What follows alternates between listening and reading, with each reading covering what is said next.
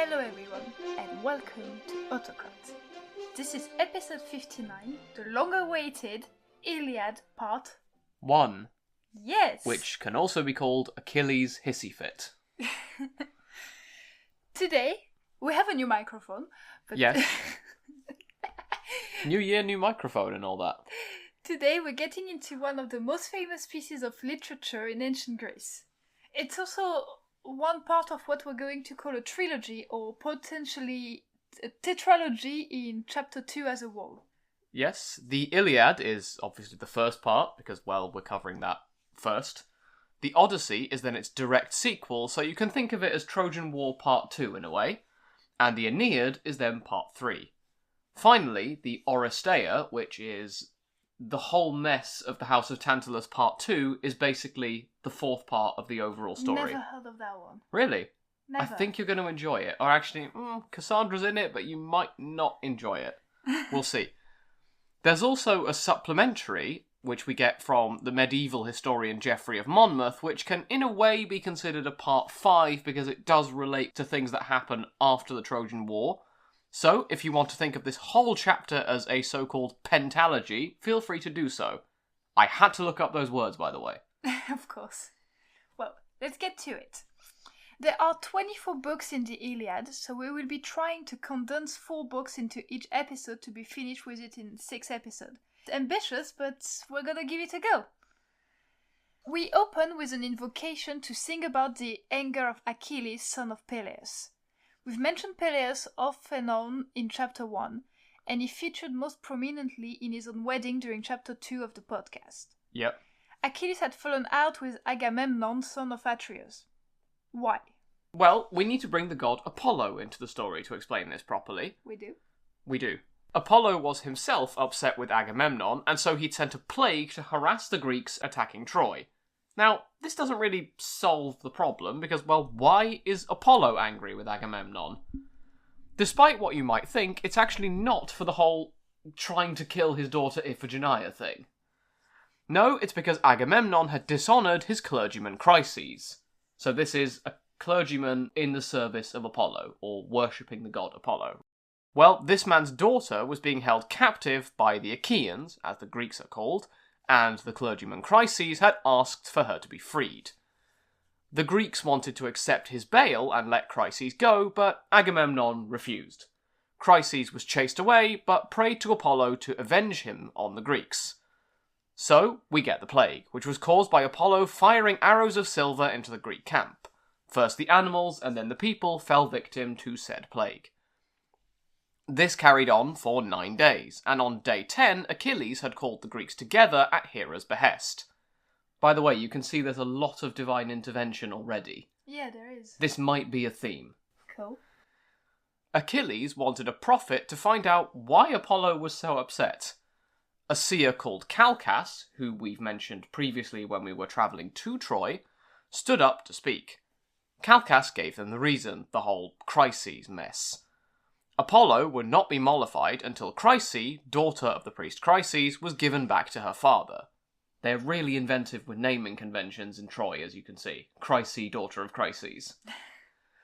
Anyway, Agamemnon was angry, saying he loved Chryse even more than Clytemnestra, who is his wife. That's rude. I love this random captive woman more than my wife. That's already setting a great precedent for Agamemnon. Achilles begged Agamemnon to see sense and just wait for his prize until after Troy fell, but Agamemnon threatened to take his concubine or any other of the concubines of the famous Greeks.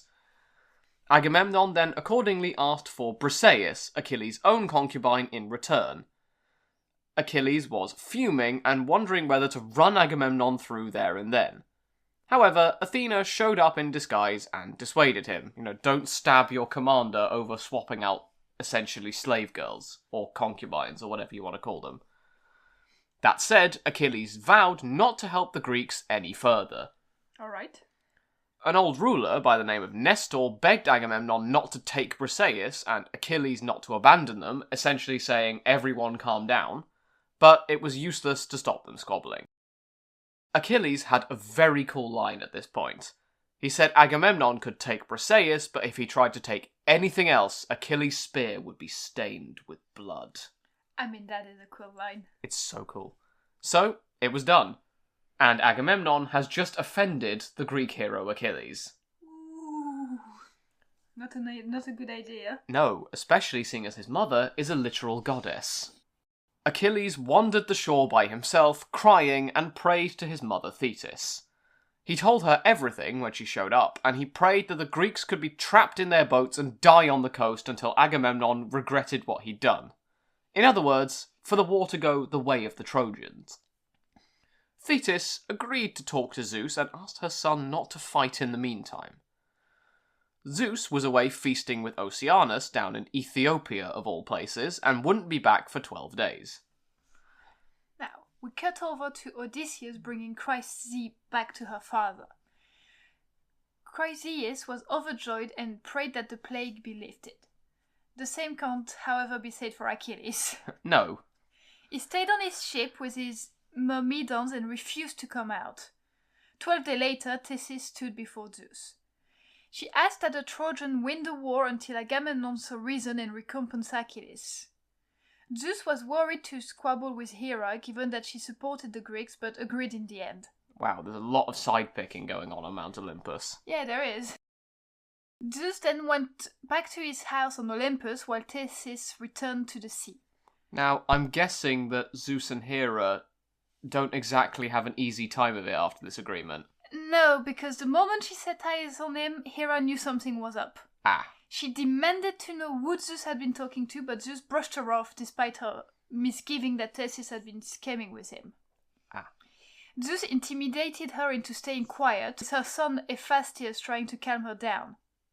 Now, in this version, Hephaestus reminds her that Zeus threw him from Olympus when he tried to stand up to him once before, to remind her of how strong Zeus is, you know? And just maybe don't anger him or anything. Yeah. He has a track record of throwing people off mountains, Mom. Please don't do it. Hera came down and joined the Feast of the Gods. Now, that's the end of book 1. Okay, we are, about 4% of the way through? Book 2 opens with Zeus wondering how to help Achilles. He settles on sending a false dream to Agamemnon, telling him he'd win the war if he attacked right now. Agamemnon woke up and summoned the council at dawn. I can imagine him running out of the tent in his pyjamas going, I just had a great idea. Let's just run at them. He decided to attack Troy, but test the men by seeing if they'd leave for home and getting his council to stop them doing so.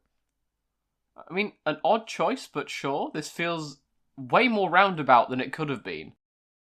Nestor concluding the dream must be real, and the Greeks armed themselves. How? How are you concluding this dream is real? Do we have standards for it? Is there a checklist of what is real divine intervention and what is just you having a weird dream after eating too much cake? I mean, if dreams are real, then I mean, we're definitely getting married soon. And I'm attacking the Greeks. The Greeks rallied and Agamemnon gave a pep talk reminding them of how they'd already been besieging Troy for 9 years without success. I'm not sure how that's a pep talk, because that sounds like just critiques. Remember how long it's taken for us and how badly you failed for these past 9 years, men. I mean, yeah, it really is an odd pep talk because he exhorts them to go home because the ships aren't in good condition anymore and will only get worse. I mean, maybe that means the quicker we get this done, the quicker we go home, but that still seems weird as a choice.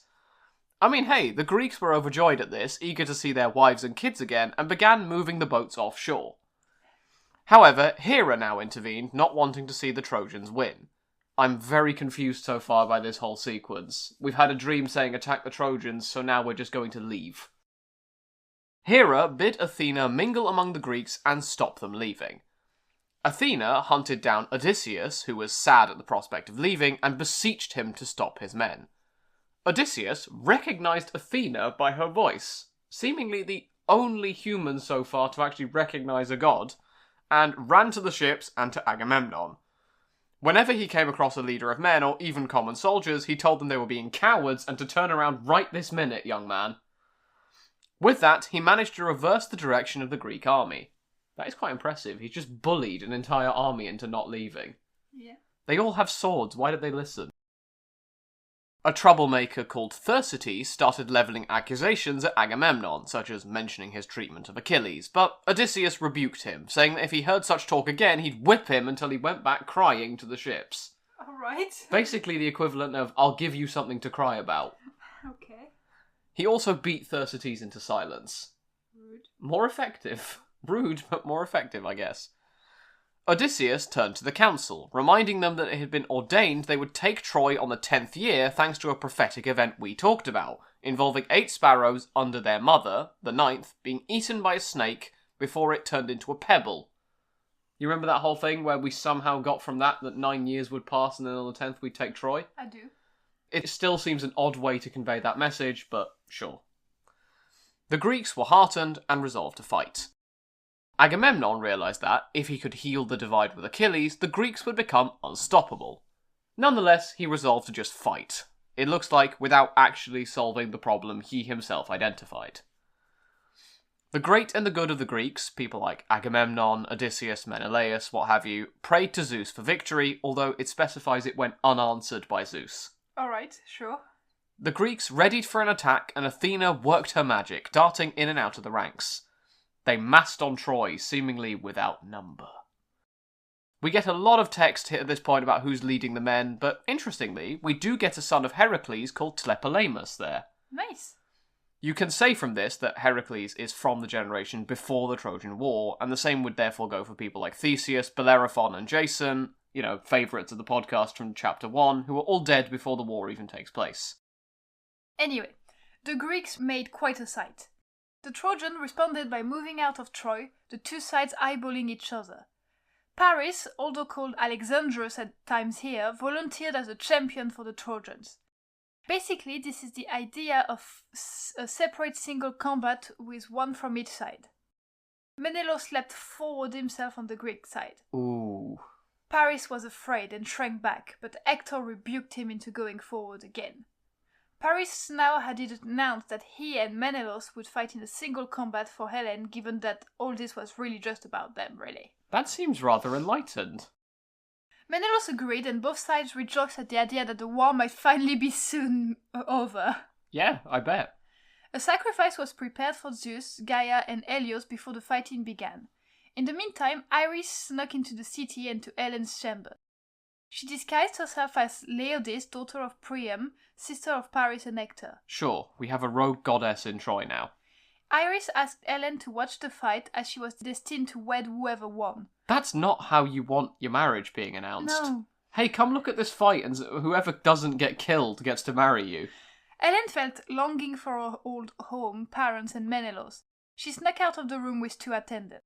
One of them was Aethria, daughter of Pythias. I think we mentioned Aethra's fate during the whole Theseus saga in episode 19. She becoming a slave woman to the Trojans. Well, if we did, she's back. Yeah, she's back. She snuck out to where the great and good of Troy were gathered at one of the gates. Some Trojans saw her and wanted the Greeks to have her and be done with the slaughter, but Priam asked her to sit with him. Yeah. He didn't blame her, unlike the others from the war. I mean, nice. It's nice to have one person who doesn't blame you because your kidnapping started a war. Instead, he said the gods were at fault for engineering the war. He asked who various people were. I mean, that's also my question. Yeah. And Helen pointed them out as Agamemnon, Odysseus, and Ajax. Sure. Priam and his court reminisced, mentioning that Priam had once seen Agamemnon in Greece and that both Menelaus and Odysseus had come to Troy as envoys long ago. Menelaus had apparently been terse and awkward, but Odysseus had the gift of the gab. Sure, he knows how to talk. There's a touching moment where Helen can't see her brothers Castor and Pollux, not knowing they're already dead in Lacedaemon. That's sad. Yeah, the Trojan War, surprisingly, is not without death as a story. Now, a message came through to Priam about the single combat, and oath that the two sides would part after it. So yes, this is definitely going to be the end of the Trojan War. We won't need to go through the other 22 books, it's going to finish. Anyway, Priam and those accompanying him got into chariots and moved onto the field. Agamemnon prayed to Zeus that whoever won should keep Helen, saying that if Priam and his family did not honour this, if Paris died, he would stay and fight. The two sides prayed, before Priam announced he would go back to Troy, unable to witness this fight between his son and the aggrieved Menelaus. After all, only the gods knew what would happen. Paris was chosen by lot to have the first strike, so he gets to punch Menelaus first. The two men readied themselves, and Paris struck, hitting Menelaus' shield with his spear, but not breaking it, as Menelaus deflected his blow. Menelaus now aimed, praying to Zeus for vengeance on the man who had taken his wife from him. His throw did not miss, going right through Paris' shield and ripping his shirt. Only Paris dodging in time saved his skin. Menelaus took out his sword and charged at Paris, but his blow broke his sword to pieces on Paris' helmet. I like to think at this point Paris is starting to realise he's in a lot deeper than he thought he was. Menelaus cursed. He now grabbed Paris by the feathers on his helmet and began bodily pulling him towards the Greeks. Ouch. Paris began choking due to the strap under his chin and would have died if Aphrodite had not cut it, leaving Menelaus pulling an empty helmet. Menelaus, enraged, threw the helmet at the Greeks and prepared to hurl himself at Paris again. You might think this is going pretty badly for Paris. It is, yes. However, don't worry. You know why? I shouldn't worry. No, Aphrodite summoned clouds and snatched Paris away, taking him to his bedroom. She then found Helen on a tall tower and disguised herself as an old lady, telling her Paris was waiting for her in the bedroom and had called for her. Helen was furious at this, recognising Aphrodite.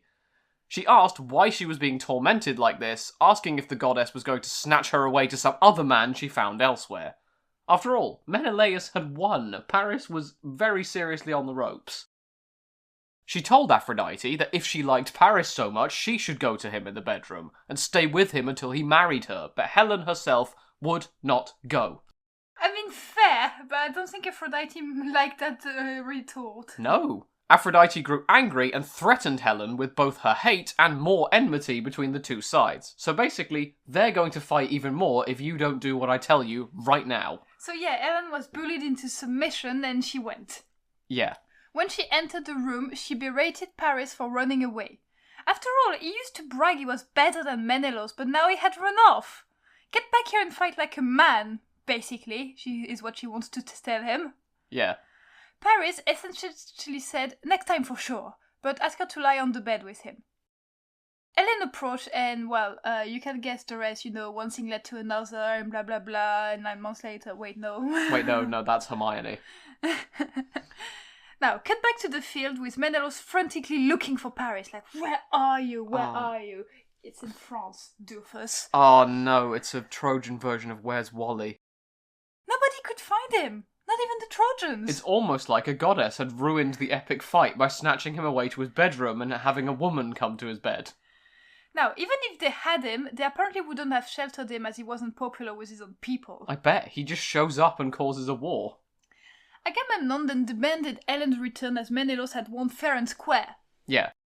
Well, this ends book 2 and 3 that we started without really telling you guys. Yes, I've just got book 3 in my notes and then we realised that I hadn't written when book 2 ended. But you can assume that's finished. Now, book 4 opens in a completely different place.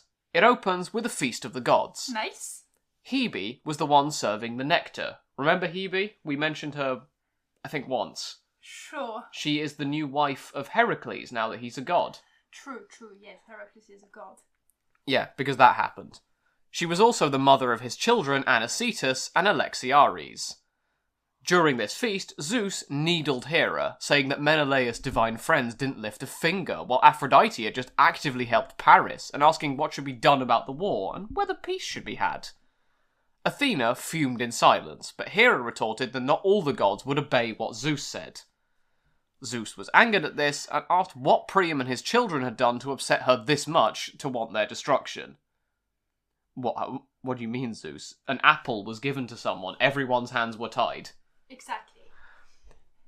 He pointed out how respected Troy was, and that Hera shouldn't stand in his way when he wanted to sack one of her cities. Hera countered that he could do with what he liked with her prized cities of Mycenae, Argos, and Sparta.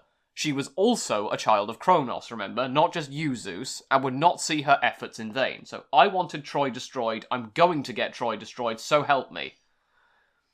On Hera's advice, Athena was then ordered to engineer that the Trojans should break the truce first. Remember, we've got this whole truce while this weird fight goes on. Athena descended and apparently looked like a comet coming down to the two sides, seen as an omen of either peace or war, but, at least something. We haven't figured out what yet. She disguised herself as a common soldier called Laodocus, Antenor's son, and tracked down a man called Pandarus in the Trojan ranks. She encouraged him to fire an arrow at Menelaus, persuading him of rewards from the Trojans and from Paris.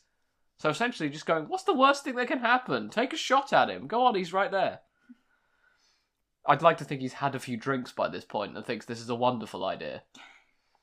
Pandarus fired, but Athena stopped the arrow from actually killing Menelaus. So that's nice. Okay. Nice, maybe. Instead, the arrow pierced him through his belt and injured him. That's quite good aim to go through the belt. That's quite a small area to aim for. Yeah. Agamemnon rushed to his brother's side and said that him calling this truce was the reason for this injury. Menelaus reassured him the injury wasn't fatal and he was given medical attention. The Trojans now moved forwards and restarted the fight. Agamemnon rushed to his chariot and spurred his soldiers on. Menelaus and Agamemnon were particularly happy when they saw two of their prize soldiers, Ajax the Greater and Ajax the Lesser, yes, there's two of them, no, they're not related, no, don't worry about it, arming themselves. A soldier called Diomedes, keep that name in mind, we will get back to it, willed on by Agamemnon, rushed into battle, jumping from his chariot and headlong into the fray, so getting down from the high point he had and throwing himself into a load of people with sharp objects. Seems like a tactical disadvantage. Anyway, we then get into a fight between the Trojans and the Greeks. We'll get into it in more detail, along with what Diomedes gets up to, next time. So that is part 1 of the Iliad. What do you think? Well, it's a lot. There's lots of stuff going on. This is such a small fraction of it. I've been cutting so much unnecessary stuff, like listing exactly who is where, constantly. We'll need to make a mapping and scheme and like a table of who's in which side, who's fighting who's doing what, because this is a lot. Yeah, I don't think most people would even care about most of the people involved. It's probably something that would have been relevant to the ancient Greeks, but if we're just telling a story, you don't need to know most of it. But yeah, the one thing that could have stopped the war has now stopped because Aphrodite wanted Paris to have a good time. Oh, Aphrodite. Oh, man. That's not meant to be the takeaway. Anyway, thank you all for listening. Have a great week and see you next week for part 2. See you next week. That microphone's good because look at this. If I do that, it doesn't really pick it up as sound compared to